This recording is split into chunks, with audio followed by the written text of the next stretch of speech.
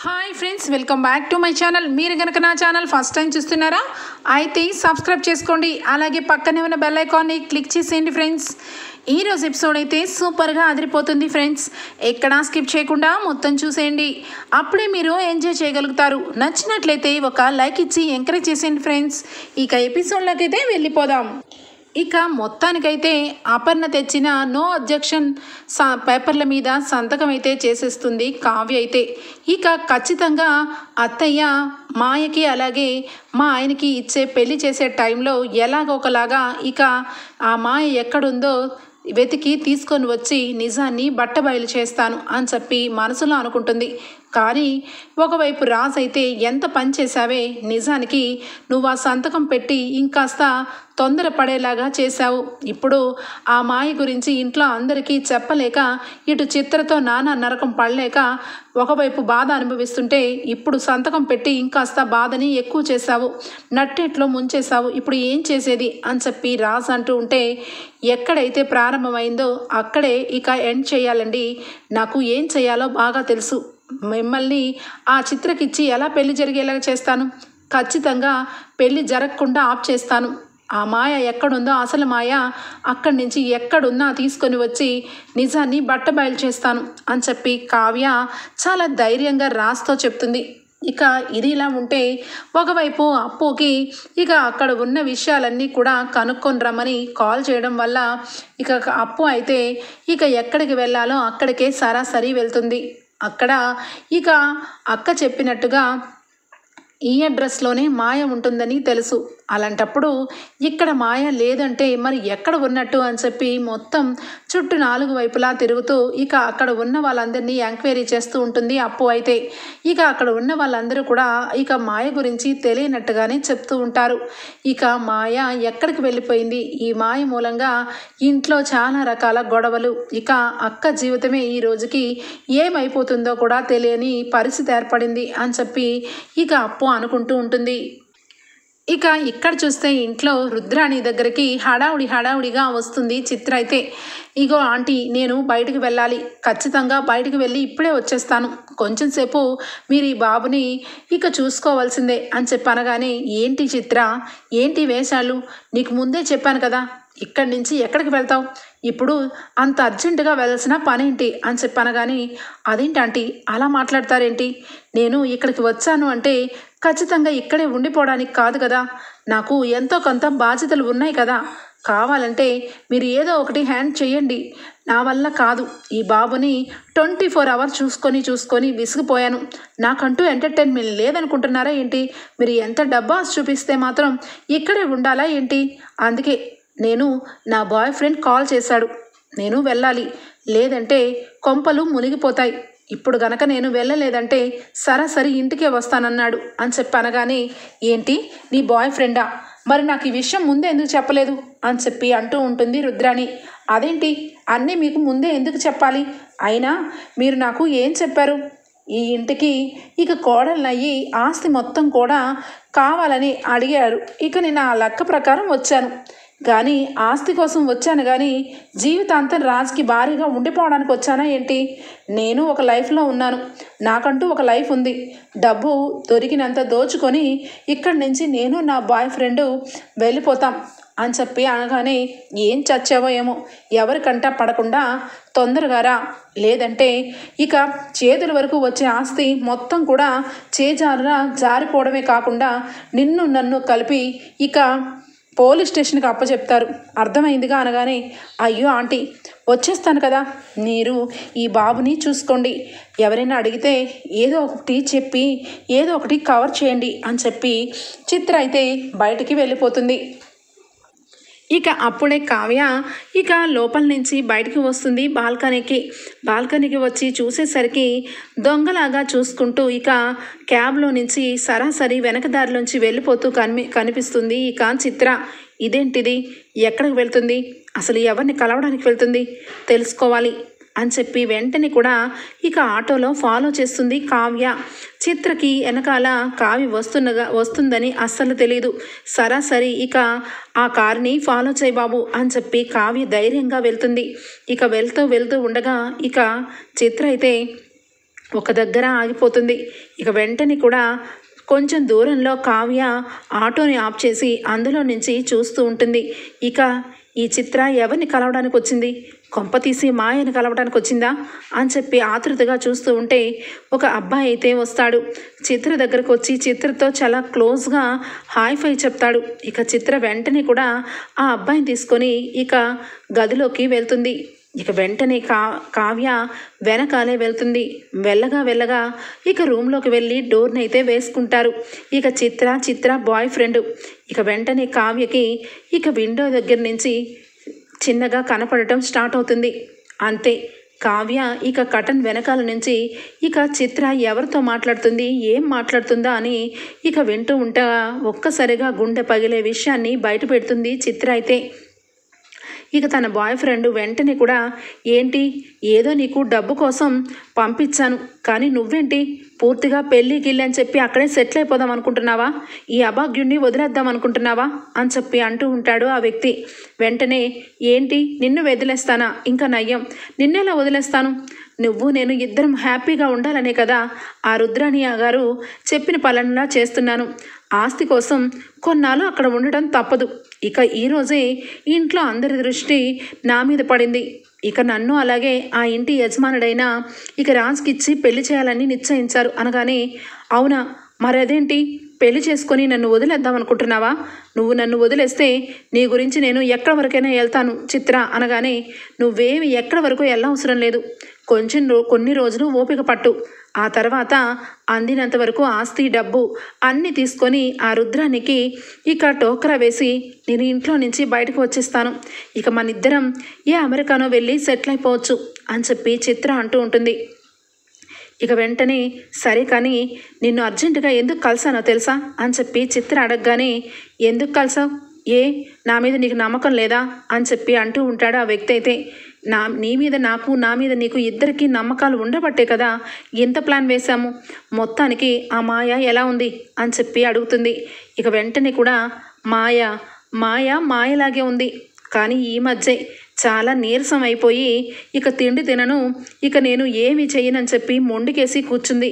ఇక నాకు బాగా కోపం వచ్చి మొన్నే గట్టిగా ఒకటి కొట్టాను, దెబ్బకి దారిలో పడింది, లేదంటే అన్నం నీళ్ళు మానేసి ఇక పూర్తిగా నీరసం అయిపోతే బయటికి ఎక్కడికి తీసుకుని వెళ్తాను, హాస్పిటల్కి తీసుకెళ్లాలన్నా భయమే, అక్కడి నుంచి చిక్కుకొని పారిపోతుందని, అప్పుడు మొత్తం విషయం బయటకు వస్తుందని, అందుకే దాన్ని గట్టిగా 2 తగిలించాను అనగానే, సరే కానీ నీ భార్య మీద నీకు అంత ఇష్టం ఉన్నప్పుడు మరి నా మొహం కేసి నా వైపు ఎందుకు వచ్చావు, నువ్వు నీ భార్యతో ఉండొచ్చుగా, నీకు కొట్టడానికే మనసు రానప్పుడు అనగానే, ఏంటి చిత్ర అలా మాట్లాడతావు, నాకు నువ్వంటే పంచప్రాణాలు, అదంటే ఏదో కొంచెం జాలి అంతవరకే, అంతకు మించి దాని మీద నాకు ఎలాంటిది లేదు, అయినా నాకు ఆ మాయ అంటే విరక్తి కలిగింది, ఎంతైనా నువ్వు వేరు ఆ మాయ వేరు అని చెప్పి అంటూ ఉంటాడు.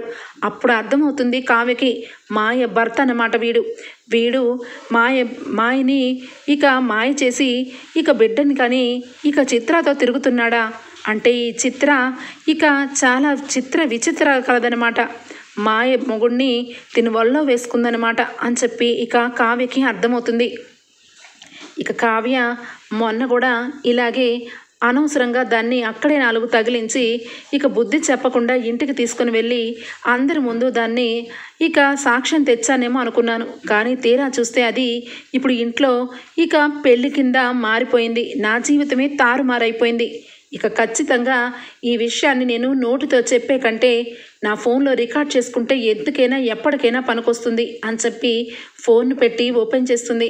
ఇక వెంటనే చిత్ర అంటూ ఉంటుంది, ఇదిగో నేను చెప్పినట్టుగా నీ భార్యని ఇక చాలా వరకు బ్లాక్మెయిల్ చేయించావు, అక్కడ వరకు బాగానే ఉంది, డబ్బు తీసుకురమని ఆ సుభాష్ గారిని చాలా రకాలుగా టార్చర్ చేయమన్నావు, కానీ ఇక ఏదో ఒకరోజు ఆ ఇంట్లో ఉన్న కావ్య మూలంగా ఆ బాబుని గనక DNA టెస్ట్కి తీసుకుని వెళ్తే ఇక ఖచ్చితంగా ఆ బాబు ఇక సుభాష్ సార్కి పుట్టలేదని తెలిసిపోతుంది, అప్పుడు వెంటనే కూడా నన్ను ఇంట్లో నుంచి గెంటేస్తారు, ఈ విషయంలో చాలా జాగ్రత్తగా ఉండాలి, అందుకే కదా పెళ్లి గురించి అంత తాపత్రపడి తొందరగా పెళ్లి జరగాలనే కదా దానికంటపడ్డాను, ఇక పెళ్లి చేసిన మరుక్షణం నాకు అందినంత ఆస్తిని తీసుకుంటాను. లేదు కాదు కూడదు అంటే మీడియా ముందుకు వెళ్ళి ఇక నన్ను పెళ్లి చేసుకున్నారు, గుట్టు చప్పుడు లేకుండా నా జీవితానికి మనోవర్తి కింద ఎంతో కొంత డబ్బిమ్మని ఇక నలుగురు ముందు గొడవ చేస్తాను. ఇదే కదా మన ప్లాను. నువ్వేంటి ఇప్పుడేంటో నా మీద అనుమానిస్తున్నావు అనగానే, అది కాదు, నిన్నెందుకు అనుమానిస్తాను? నా భార్యనే వదులుకున్నవాణ్ణి. అయినా అదెంత, దాని అందం ఎంత? నువ్వు అప్సరసువి, అందుకే నిన్ను నేను ఏరి కోరి పెళ్లి చేసుకోవాలనుకుంటున్నాను. ఇక ఆ మాయ ఏమైపోయినా పర్వాలేదు, ఇటు వీళ్ళు ఈ దుగ్గిరాల కుటుంబం నుంచి మనకు ఆస్తి వస్తే చాలు అని చెప్పి ఇద్దరు కూడా మాట్లాడుకుంటూ ఉంటారు. ఇక కావ్యకి మొత్తం అర్థమైపోతుంది. అంటే మాయ నుంచి బ్లాక్మెయిల్ చేయించి డబ్బు గుంజే ప్రయత్నం చేసింది చిత్ర బాయ్ ఫ్రెండ్ అన్నమాట. ఇక వీళ్ళిద్దరి వల్లే ఇక మావయ్య గారికి అంత పని జరిగింది. కాబట్టి వీళ్ళిద్దరి గురించి ఇంట్లో అందరికీ చెప్తాను అని చెప్పి ఇక కావ్య అయితే ఫోన్ని ఇక రికార్డ్ చేస్తూ ఉంటుంది. ఇక అప్పుడు ఒక్కసారిగా చిత్ర అంటుంది, నువ్వు కొన్ని రోజుల వరకు మాయని ఇంకా ఎక్కడికైనా పంపించు. ఎందుకంటే ఆ ఇంట్లో కావ్య చాలా తెలివిగలది. ఖచ్చితంగా మాయ గురించి ఎంక్వైరీ మొదలు పెట్టే ఉంటుంది. ఇక ఎవరైనా మాయ గురించి తెలిసిందే అంటే ఇక మన బండారం మొత్తం బయటపడిపోతుంది. ఇంకా తెలియని విషయం ఏంటంటే ఇక ఖచ్చితంగా బాబుకి డిఎన్ఏ టెస్ట్ చేయిస్తాను అన్న ఆలోచన ఆ కావ్యకి రాలేదు. అది వచ్చినా మనం దొరికిపోతాం. చాలా జాగ్రత్తగా డీల్ చేయాలి. మా అత్త కాని అత్తయ్య ముహూర్తానికి పంతులు గారిని పిలుస్తానంది. కాబట్టి నేను కొన్ని రోజుల పాటు నీకు ఫోన్కి దూరంగా ఉంటాను అని చెప్పి ఇద్దరు కూడా చాలా ఇక హ్యాపీ మూడ్లో ఉంటారు. ఇక మొత్తానికి ఫోన్ మొత్తం కూడా వాళ్ళు చేస్తున్న చేష్టలు, మాట్లాడుకున్న మాటలు అంతా కూడా రికార్డ్ అయిపోతూ ఉంటాయి కావ్య ఫోన్లో. ఇక వెంటనే కావ్యకి కొండంత బలం చేకూరుతుంది. అమ్మయ్య, ఇన్ని రోజులకి ఈ మాయ గురించి మొత్తం వెతికి వేసారిపోయాను. చివరాఖరికి ఇక ఇక్కడే ఉందన్నమాట. మాయ గురించి దేవుడెరుకు. నిజాన్ని మొత్తం కూడా వీళ్ళిద్దరూ చెప్పడం బట్టి నాకు సగం పని తీరిపోయింది. ఇక వెంటనే వెళ్ళి ఈ విషయాన్ని ఇంట్లో అందరి ముందు ఇక చెప్తాను. ఈరోజు నా భర్త విషయంలో ఏ తప్పు జరగలేదు, నా భర్త అసలు తప్పే చేయలేదని అందరికీ నిరూపణ చేస్తాను. అలాగే ఈ చిత్రని ఇక దీని వెనకాల నడుపుతున్న రుద్రాణిని అందరినీ ఇంట్లో నుంచి బయటికి గెంటించేలాగా చేస్తాను అని చెప్పి ఇక కావ్య ఇంట్లో నుంచి బయలుదేరుతుంది. ఇక అదే టైంలో అప్పు ఫోన్ చేస్తుంది కావ్యకి. అక్క నీకు ఒక ఇంపార్టెంట్ విషయం చెప్పాలి, మాయ ఎక్కడుందో తెలిసిపోయింది అని చెప్పి అనగానే వెంటనే ఇక కావ్య, నీకెలా తెలిసిందే అప్పు ఎక్కడుంది అనగానే, అయ్యో అక్క, వాళ్ళు ఇచ్చిన అడ్రస్ ప్రకారం అక్కడ అంతా ఎంక్వైరీ చేశాను. తనకి ఇక వాళ్ళ భర్త చాలా శాడిస్ట్ అంట, తనని బాధలు పెడుతూ ఉంటాడంట. తనని ఈ మధ్య ఎక్కడికి బయటకు పంపించకుండా తనతో పాటే ఒక రూమ్లో పెట్టాడంట. ఆ సంగతి అంతా కూడా ఒక తాగుబోతు అయినా నాకు క్లియర్గా వాడు మందు పెట్టి వాడికి 4 మాటలు ఇక నీకు ఏదో రకంగా నువ్వు నాకు నిజం చెప్తే నీకు మందు బాటిల్ కొనిస్తానని ఎరవేశాను. వాడు నిజం మొత్తం బయట పెట్టాడు అని చెప్పి చెప్పడంతో, సరే అయితే ఇప్పుడు మాయ ఎక్కడుంది అని చెప్పనగానే, అక్క కరెక్ట్ లొకేషన్ నీకు షేర్ చేస్తున్నా, నువ్వు వెంటనే బయలుదేరి వచ్చేసే. కానీ ఇక నేను ఇక్కడే ఉంటాను. మాయని మనతో పాటు తీసుకొని వెళ్ళిపోవచ్చు. లేదంటే మాయతో ఏదన్నా విషయం మొత్తం కూడా ఫోన్లో ఎక్కించి ఆ మాటలు కూడా ఇంటికి తీసుకొని వెళ్ళచ్చు. నాకు తెలిసిన దారంటే ఖచ్చితంగా మాయని మనం తీసుకొని వెళ్ళిపోతాం. నువ్వు ఇప్పుడు 10 నిమిషాల్లో వస్తే అని చెప్పి ఇక అనగానే ఇక కావ్య బయలుదేరుతుంది. సరాసరి ఆటోని వేసుకొని ఇక మాయ ఉన్న ప్లేస్కి వెళ్తుంది. మాయ దగ్గరికి వెళ్ళేసరికి మాయకి ఇక నోట్లో గుడ్డలన్నీ కుక్కేసి ఉంటాయి. మాయ నోట్లోంచి గుడ్డలు తీసి ఇక కావ్య అంటుంది, చూడు మాయ, నీకు ఇలాంటి సిచ్యువేషన్ చూడు మాయ, నీ సంగతి నాకు బాగా తెలుసు. నీకు ఆ బిడ్డకి ఇక సంబంధం ఉంది. అలాగే మా మావయ్య గారికి ఎందుకు బ్లాక్మెయిల్ చేసావు ఏంటని నేను ఏమీ అడగను. నీ పరిస్థితి మొత్తం నాకు అర్థమైంది అని చెప్పి కావ్య అంటుంది. ఆ మాటలకి ఇక మాయ వెంటనే కూడా అలానే చూస్తూ ఉంటుంది. ఏంటి నువ్వు ఇక్కడ ఎలా ఉన్నావు ఏంటి అన్న సంగతి అంతా నాకు అర్థమైంది. నీ భర్త నిన్ను చాలా టార్చర్ చేస్తున్నాడు కదా అని చెప్పి కావ్య అడుగుతుంది. వెంటనే ఇక కళ్ళ వెంట నిండా నీళ్లు పెట్టుకొని బోరుమని ఏడుస్తుంది మాయ. ఏడ్చి, నిజానికి నాకు అలాగే సుభాష్ సార్కి ఎలాంటి సంబంధము లేదు. నిజానికి ఆయన దేవుడు లాంటి వాడు. మా ఆయన నన్ను టార్చర్ పెట్టాడు. నేను ఇక డబ్బు గురించి ఇక తిరగని ప్లేస్ లేదు. ఎక్కడికి వెళ్ళినా నాకు డబ్బు కావాలని వేధించేవాడు. ఒకరోజు చిత్ర అనే అమ్మాయిని సరాసరి ఇంటికి తీసుకొని వచ్చాడు. నేను ఈ అమ్మాయిని పెళ్లి చేసుకోబోతున్నాను, నువ్వు నాకు ఈ విడాకులు ఇవ్వాలి అని చెప్పి నన్ను టార్చర్ చేశాడు. ఇక డబ్బు కోసం నన్ను బాగా చిత్రహింసలు పెట్టాడు. చివరాఖరికి ఒకరోజు నీకేం కావాలి, నీకు ఎంత కావాలి డబ్బు అని చెప్పి అడిగాను. అడిగితే నాకు కోట్లు కావాలి, లక్షలు కావాలి అని చెప్పి అడిగాడు. నా దగ్గర ఆ డబ్బు లేదు అని చెప్పి నేను ప్రాధాయపడ్డాను. అయినా కూడా నా మాట వినకుండా నీకు ఒకటే ఒక దారి, నువ్వు నాకు లక్షలు తెచ్చిపెడితేనే నీతో ఉంటాను, లేదంటే నువ్వు నాకు అవసరం లేదు, నీ బిడ్డ కూడా నాకు అవసరం లేదని చెప్పి నన్ను చాలా చిత్రహింసలు పెట్టాడు. ఇక కేవలం డబ్బు కోసం ఏదో నాటకమాడి సుభాష్ సార్ని 2-3 సార్లు బెదిరించాను, అంతే. అంతకు మించి నేను ఏమీ చేయలేదు. ఇక అదే ఆసరగా తీసుకొని డబ్బు కోసం ఆ ఇంటిని, ఆ గౌరవ కుటుంబాన్ని అంతటికీ కూడా నువ్వు దిగజారి చేస్తే నీకు నేను ఏలుకుంటాను, లేదంటే నిన్ను నేను ఒంటరిదాన్ని చేస్తానని బెదిరించాడు. ఇక నేను నా బిడ్డ కోసం, నా బిడ్డ భవిష్యత్తు కోసం ఇక నేను చెప్పిందంతా కూడా చేశాను. దీని అంతటికీ కారణం నా భర్త, అలాగే నా భర్తని తన తోవలో తెచ్చుకున్న చిత్ర. వీళ్ళిద్దరూ కూడా మీ ఇంటి గురించి, మీ పరువు ప్రతిష్టల గురించి భంగం కలగడానికి, ఇదంతా జరగడానికి మూల కారణం ఆ చిత్ర, నా భర్త. వీళ్ళిద్దరి వల్లే నేను ఆ పని చేయాల్సి వచ్చింది. నిజానికి ఆ బిడ్డ నాకు, నా భర్తకి పుట్టిన బిడ్డ. కానీ ఈరోజు నన్ను ఇలా కట్టిపడేసి ఇలా వేధిస్తాడని అస్సలు ఊహించలేదు. ఇటు నాకు కట్టుకున్న భర్త నా తోడు లేడు, కడుపులో పుట్టిన బిడ్డ నాతో దగ్గర లేడు. నా జీవితమే ఇదిగో ఇలా మారిపోయింది నేను చేసిన పాపానికే. ఏ పాపము తెలియని సుభాష్ సార్ని కావాలని డబ్బు కోసం ఇక ఆ రకంగా నటించాను. ఆయనకి ఏమీ తెలీదు, అసలు నాతో ఆయన ఏ రోజు లేడు. ఆ రోజు మీటింగ్ కోసం అందరితో పాటు ఆయన వచ్చాడు. ఇక ఆయనకి కూల్ డ్రింక్లో నేనే కావాలని ఆల్కహాల్లో మత్తు పదార్థాన్ని కలిపాను. ఆ డ్రింక్ని ఆయనకి తాగించాను. చివరాఖరికి ఆయన స్పృహ లేనప్పుడు ఆయనతో పాటు కావాలని ఇక ఆయన పక్కనే ఉండి 4-5 ఫోటోలు దిగి ఆయనకి చూపించాను. ఇక వెంటనే ఆయన అది చూసి చాలా బాధపడ్డారు, చాలా గిల్టీగా ఫీల్ అయ్యారు. ఇక ఖచ్చితంగా నీ విషయంలో నేను ఇంత ఘోరం చేశాను, ఇక నీ జీవితానికి నేను ఈ డబ్బు ఇస్తున్నాను అని చెప్పి నాకు ఒక 10 లక్షల రూపాయలు ఇచ్చారు. ఆ 10 లక్షల రూపాయలతో మా ఆయన తృప్తి పడతాడనుకున్నాను. కానీ అదే అదనుగా తీసుకొని ఇక సరాసరి ఈ బిడ్డని ఆయనతో కన్నానని ఆయన ఆస్తి సగానికి సగం రాయించుకో, లేదంటే నీతో నేను కలిసి ఉండను, లేదంటే నేను ఆ చిత్రని పెళ్లి చేసుకుంటాను అని చెప్పి నాకు బ్లాక్మెయిల్ చేశాడు. ఇక నేను తప్పక ఆయనకి బెదిరించాల్సి వచ్చింది. కానీ నాకు బాగా అర్థమైంది ఏంటంటే, నా దగ్గర డబ్బు తీసుకుంటూ యువతల బ్లాక్మెయిల్ చేసిన డబ్బు అంతా తీసుకుంటూ ఆ చిత్రతో పాటు వాళ్ళిద్దరూ కూడా చాలా ఎంజాయ్గా ఇక మొత్తానికి నన్ను వదిలేసి ఈ అమెరికానో వాళ్ళిద్దరూ సెటిల్ అయిపోవాలని ఒకరోజు అనుకోవడం విన్నాను, అంతే. ఆ విషయం తెలిసిన మరుక్షణం నన్ను ఇలా బంధించేసి ఆ చిత్రని ఇక ఆ ఇంటికి పంపించే ప్లాన్ చేశాడు. ఇక మీ ఇంటిలోనే ఉన్న మీకు ఏమవుతారో తెలియదు కానీ రుద్రాణి అనే ఆవిడ ఇక వీళ్ళతో చేతులు కలిపి ఇక చిత్రని ఆ ఇంటికి తీసుకెళ్ళడానికి ప్లాన్ చేసింది. ఇక ఆ ప్లాన్ తెలియక మీరు చిత్రని కూడా తీసుకొని సరాసరి ఆ ఇంట్లో పెట్టారు అని చెప్పి మాయ మొత్తం జరిగినట్టుగా మొత్తం చెప్తుంది. ఇక వెంటనే కావ్య ఒకటే మాట అంటుంది, చూడు మాయ, ఇప్పటికీ నీకు నీ భర్త కావాలనుకుంటున్నావా అని చెప్పనగానే, లేదమ్మా, నాకు నా భర్త అవసరం లేదు, కానీ నా కన్న బిడ్డ నాకు కావాలి.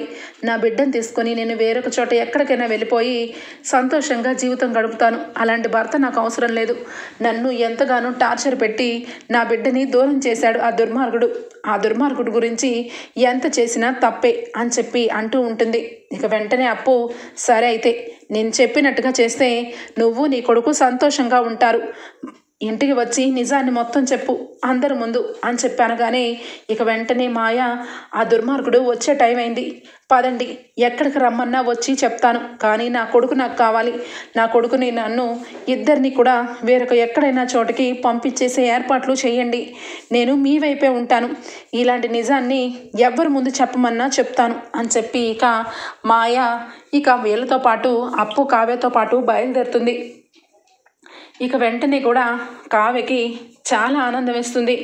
ఇక ఇటువైపు చూస్తే చిత్ర తన బాయ్ ఫ్రెండ్తో ఇక కలిసిన వీడియో, అలాగే ఇక నిలువెత్తు సాక్ష్యం మాయ ఇద్దరు ఉండేసరికి అప్పు అలాగే కావ్య చాలా ధైర్యంగా ఇక ఇంటికి వెళ్తారు. ఇంటికి వెళ్ళేసరికి అపర్ణ తన బీరువాలో ఉన్న నగలన్నీ కూడా మంచం మీద పెట్టి మాయని అన్నీ చూపిస్తూ ఉంటుంది. ఈ ఇంటికి తరతరాలుగా వస్తున్న నగలివి. నా కొడుకుకి ఇష్టమైన భార్యకి ఈ నగలు ఇవ్వాలని కోరుకున్నాను. అంతెందుకు, ఆ కావ్య కూడా ఈ ఇంటి కోడలేని చెప్పి చాలాసార్లు నా మనసు నిండా అనుకొని ఈ నగలన్నీ ఇవ్వాలనుకున్నాను. కానీ నా కొడుక్కి కావ్య మీద ఇష్టం లేదని నాకు అర్థమైంది. అందుకే ఏ రోజు కూడా కావ్యకి నగలు ఇవ్వలేదు. ఈ నగలన్నీ కూడా నా రాజ్కి వచ్చిన భార్యకి ఇవ్వాలని ఎప్పటి నుంచో దాచిపెట్టాను. ఈ నగలన్నీ నీకే అని చెప్పి ఇక నగల బాక్సులన్నీ కూడా ఇక మాయకి ఇస్తూ ఉంటుంది అపర్ణ. ఇక ఒక పక్క రుద్రాణి అయితే తట్టలేని ఆనందంతో, అమ్మయ్య, మొత్తానికి నేను ఏదైతే అనుకున్నానో ప్లాన్ ప్రకారంగానే జరుగుతుంది. ఇక ఈ ఇంటిలో పూర్తి పెత్తనం నాదే అని చెప్పి ఇక రుద్రాణి అనుకుంటుంది. ఇక వెంటనే ఇంట్లోకి వచ్చిన అప్పు కావ్య ఒక్కసారిగా గట్టిగా అరుస్తారు. చిత్ర చిత్ర అని గట్టిగా అరవగానే దెబ్బకి ఉలిక్కి పడుతుంది. ఇక నిజంగానే చిత్ర, ఎవరబ్బా చిత్ర చిత్ర అని అరుస్తున్నారేంటి అని చెప్పి దానలక్ష్మి ఇక బయటికి వస్తుంది. అలాగే ఇంకా అనామిక, ఇందిరాదేవి, సీతారామయ్య అందరూ కూడా. ఇక రాజు ఒక్కసారిగా ఇదేంటిది, చిత్ర చిత్ర అని చెప్పి అరుస్తుంది. కావ్య అని చెప్పి వచ్చేసరికి అప్పు అలాగే ఇక కావ్య వాళ్ళిద్దరితో పాటు మాయ ముగ్గురిని చూసి దెబ్బకి దిమ్మ తిరిగిపోతుంది రాజ్కి. ఇక మాయని తీసుకొని వచ్చేసింది కళావతి, ఎక్కడ దొరికింది అని చెప్పి ఇక అవాక్కైపోతాడు. సుభాష్ అయితే ఇంట్లో ఉండడు. సుభాష్ ఇక బయటకు వెళ్ళే ఉంటాడు. ఇక ఇంటి కుటుంబ సభ్యులందరూ ఆశ్చర్యపోతారు.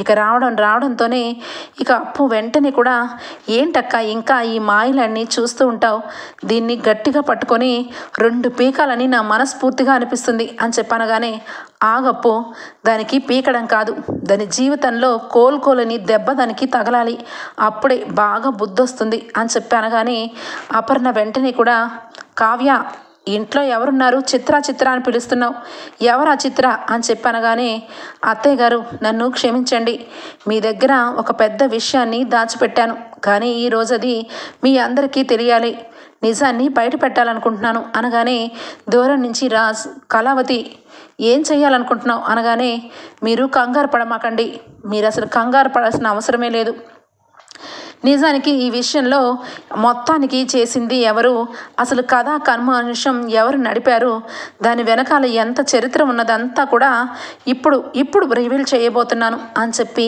కావ్య అంటుంది.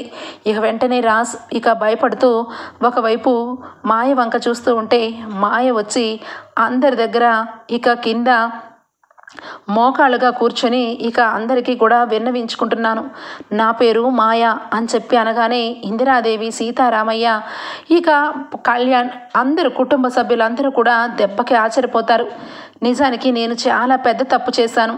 ఈ ఇంటికి పరువు గురించి, ప్రతిష్ఠ గురించి ఉన్న ఈ దుగ్గిరాల కుటుంబాన్ని ఇక నేను నా సొంత స్వార్థం గురించి వాడుకున్నాను.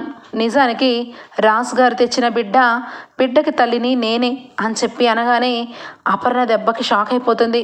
ఇక మాయను చూసి ఒక్కసారిగా చిత్ర వంక చూస్తూ ఉంటుంది.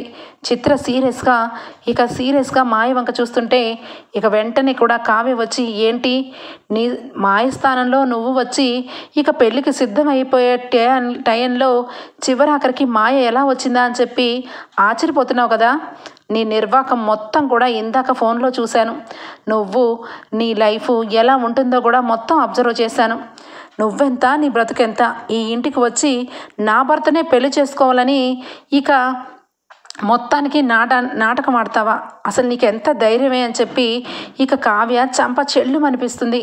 ఇక అపర్ణకి ఏమీ అర్థం కాదు. అత్తయ్య గారు, నిజానికి ఈ మాయ, ఈ చిత్ర ఇద్దరు కూడా అసలు ఈ ఇంటికి సంబంధం లేని వ్యక్తులు. స్వార్థం గురించి మాయ తన భర్త తనని వదిలేస్తాడని డబ్బు కోసం కక్కుర్తిపడి మావయ్య గారి మీద నిందలు వేసి అక్రమ సంబంధం కల్పించుకునేలాగా చేసింది ఈ మాయ. కానీ మాయ చేసిన విధానానికి మొత్తానికి వెనక సూత్రధారుడు మాయకి సొంత భర్త. అలాగే ఇదిగో ఈ పక్కన చూస్తున్న ఈ చిత్రకి బాయ్ ఫ్రెండ్. ఈ చిత్ర మామూలాడది కాదు. తన జీవితంలో ఇక వేరొకరు భర్తని తీసుకొని ఆ భర్తతో హ్యాపీగా లైఫ్ లీడ్ చేయడం కోసం ఈ మాయని యూస్ చేసుకుంది. మన ఆఫీస్లో ఇక పిఏగా పనిచేస్తున్న ఈ మాయ మావయ్య గారి మీద కావాలని నిందలు మోపి ఒక బిడ్డని చూపించి ఆ బిడ్డ నీ మూలంగానే నాకు కలిగింది అని చెప్పి మావయ్య గారికి టార్చర్ పెట్టింది. సంవత్సర కాలం పాటు ఆ బిడ్డ పుట్టాడని ఆ బిడ్డ గురించి చాలా డబ్బుని లాక్కున్నారు. మొత్తానికి ఈ మాయకి కళ్ళు తెరిచే ప్రయత్నం జరిగేలాగా నేను చేసి తీసుకొని వచ్చాను. మాయ జీవితంలో చేసిన తప్పల్లా ఒకటే, మావయ్య గారికి బ్లాక్మెయిల్ చేయటం.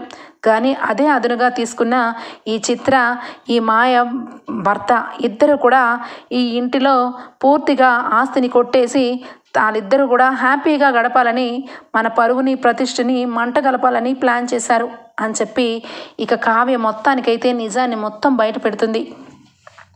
రాజ్ ఆశ్చర్యపోతాడు. ఇక అపర్ణకి ఏం మాట్లాడాలో తెలియదు. అప్పుడే ఇక సుభాష్ వస్తాడు. సుభాష్ ఇక మాయని చూసి ఒక్కసారిగా షాక్ అయిపోతాడు. ఇక వెంటనే మాయ వచ్చి ఇక సుభాష్ కాళ్ళను పట్టుకొని, సార్ నన్ను క్షమించండి సార్, మీరు నిజంగా దేవుడు లాంటి వారు. మిమ్మల్ని నేను కావాలని బ్లాక్మెయిల్ చేశాను. అసలు నిజానికి మీకు అలాగే ఈ బిడ్డకి కానీ నాకు కానీ ఎలాంటి సంబంధము లేదు. నిజానికి ఇదంతటికీ కారణం ఎవరో కాదు, ఇక్కడే నుంచుని ఉన్న ఈ రుద్రాణి గారే. ఈ రుద్రాణి గారు చాలా దుర్మార్గురాలు. ఇక నేనేదో కక్కుర్తిపడి మీకు నేను బ్లాక్మెయిల్ చేశాను. అది కూడా నా భర్త డబ్బు గురించి నన్ను టార్చర్ పెడుతుంటే ఇక ఏం చెయ్యాలో తెలియక డబ్బు తీసుకురావాలని మిమ్మల్ని ఏదో ఒక రకంగా చేస్తే మీరు డబ్బు ఇస్తారని ఏదో కక్కుర్తి పడ్డాను. కానీ అదే అదునుగా తీసుకొని నా భర్త అలాగే ఈ చిత్ర ఇద్దరు కూడా నన్ను చిత్రహింసలు పెట్టి ఇక డబ్బు కావాలి, ఇక ఆయన్ని బ్లాక్మెయిల్ చెయ్యి, ఈ బిడ్డ తనకే పుట్టిందని, వాళ్ళ కుటుంబ గౌరవ ప్రతిష్టలు భంగం కలిగిస్తానని, ఇక డబ్బుని నువ్వు అడుగు అని చెప్పి నన్ను ఒకటే టార్చర్ పెట్టారు. మధ్యలో ఇక ఈవిడి గారు మీకు ఏమవుతారో తెలియదు కానీ ఈవిడి గారు కూడా ఆ చిత్రతోని చేయి కలిపారు. మొత్తానికైతే ఈ చిత్రని ఇంటికి కోడల్ని చేసి ఆస్తిని కొట్టేసి అందరినీ కూడా తన గ్రిప్పులో పెట్టుకోవాలని చూస్తుంది ఈవిడి గారు అని చెప్పి ఇక రుద్రాణి గురించి కూడా చెప్పేస్తుంది మాయ. ఇక అంతే సంగతులు. మొత్తానికైతే ఇక చిత్ర నాటకాన్ని, ఇక చిత్ర వెనకాల నాటకం కల్పిస్తున్న రుద్రాణి గురించి అంతా రివీల్ అయిపోతుంది. ఇక అపర్ణ అలాగే సుభాష్ ఇద్దరు కూడా ఇక రుద్రాణి వంక సీరియస్గా చూస్తూ ఉంటారు. ఇక రుద్రాణికి ఏమీ అర్థం కాదు. ఏయ్ ఏం మాట్లాడుతున్నావు? నేనెప్పుడు నిన్ను కలిశాను? అసలు నువ్వెవరో నాకు తెలియదు. అసలు అన్నయ్య విషయంలో ఇంత ఘోరం జరిగిందన్న సంగతే నాకు తెలియదు. అనవసరంగా నన్ను కలపద్దు. నా గురించి చెడ్డగా చెప్తున్నారేంటి? మిమ్మల్ని ఇదే ఫస్ట్ టైం చూడటం అని చెప్పి అనగానే ఇక వెంటనే కావ్య ఇక మాయ బాయ్ ఫ్రెండ్తో ఉన్న వీడియోని చూపిస్తుంది. చాలు, మీ గురించి నేను ఇంతకాలం ఈ ఇంటికి ఎంత కాకపోయినా ఆడపడుచని వదిలేశాను. కానీ ఎప్పుడైతే మీరు నా భర్తకి వేరొక అమ్మాయికి ఇచ్చి పెళ్లి జరిపించే ప్లాన్ వేశారో అప్పుడే అర్థం చేసుకున్నాను, మీరు ఈ ఇంట్లో ఉంటే మనుషులకి క్షేమం కాదని. ఎంతైనా పశువులు ఇక బోన్లోనే ఉండాలి, మీలాంటి మనుషులు జైల్లోనే ఉండాలి. ఇదిగోండి అత్తయ్య గారు, రుద్రాణి గారికి ఏమీ తెలియదని అంటున్నారు కదా, మరి అలాంటప్పుడు మాయ తన బాయ్ ఫ్రెండ్తో ఏం మాట్లాడుతుందో వినండి. రుద్రాణి గారు ఇక నాకు అలాగే రాజ్కి పెళ్లి జరిపిస్తారు. అప్పుడు ఆస్తిని తీసుకొని మనం హ్యాపీగా వెళ్ళిపోదాం అని చెప్పి ఎందుకు అంటున్నట్టు అంటే, రుద్రాణిని ముందే చిత్ర ఇద్దరు కలిశారు కాబట్టిని కదా ఆ మాట వస్తుంది అని చెప్పి ఇక నిజాన్ని అందరి ముందు చూపిస్తుంది కావ్య అయితే.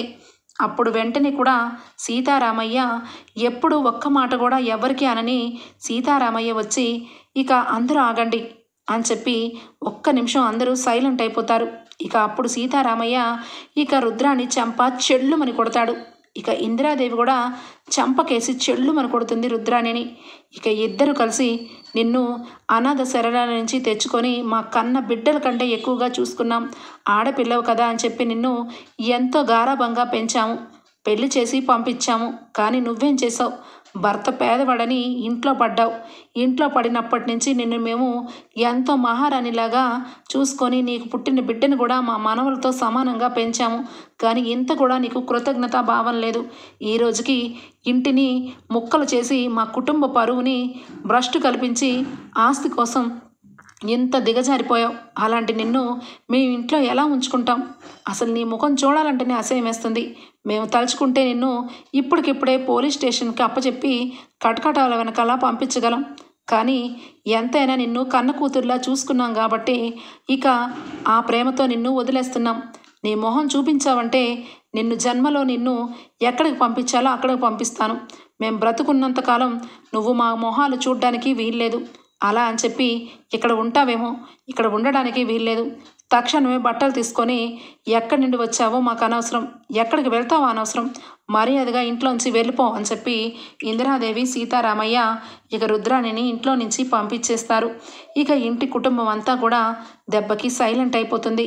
ఒక్కసారిగా ఇక అపర్ణ కన్నీరు మున్నీరైపోయి రూమ్లోకి వెళ్ళిపోతుంది. ఇక వెంటనే సీతారామయ్య ఇందిరాదేవి ఇక అందరూ కూడా కావ్య విషయంలో అపర్ణ చేసిన పనికి అంత బాధపడుతుందని అర్థం చేసుకుని అపర్ణ దగ్గరకు వెళ్ళి, కావ్య విషయంలో నువ్వు తీసుకున్న విషయంలో బాధపడుతున్నావు కదా అపర్ణ, కానీ తల్లిగా నువ్వు ఎంత కుమిలిపోయావో మాకు తెలుసు. ఈ విషయంలో నువ్వు బాధపడద్దు. తెలుసో తెలియకో నువ్వు ఏదో నిర్ణయం తీసుకున్నావు, ఆ విషయంలో తప్పని తెలుసుకున్నావు అనగానే వెంటనే ఇక కావ్య దగ్గరకు వచ్చి, అమ్మ కావ్య, నేను నిజంగా చాలా క్రూరంగా బిహేవ్ చేశాను. నిన్ను పక్కన పెట్టేసి అదెవరో మాయలేణ్ణి నా కొడుకిచ్చి పెళ్లి చేయాలనుకున్నాను. నిజానికి సిగ్గుతో తలదించుకునే పరిస్థితి వచ్చింది. నన్ను క్షమించమ్మా అని చెప్పి ఇక కావ్యకి చేతులు పట్టుకొని క్షమాపణ అడుగుతుంది అపర్ణ. ఓకే ఫ్రెండ్స్, రాబోయే ఎపిసోడ్స్లో ఖచ్చితంగా ఇలాగే జరుగుతుంది ఫ్రెండ్స్. మీకు గనక నచ్చినట్లయితే ఒక లైక్ ఇచ్చేయండి friends. Bye, take care, thank you for watching.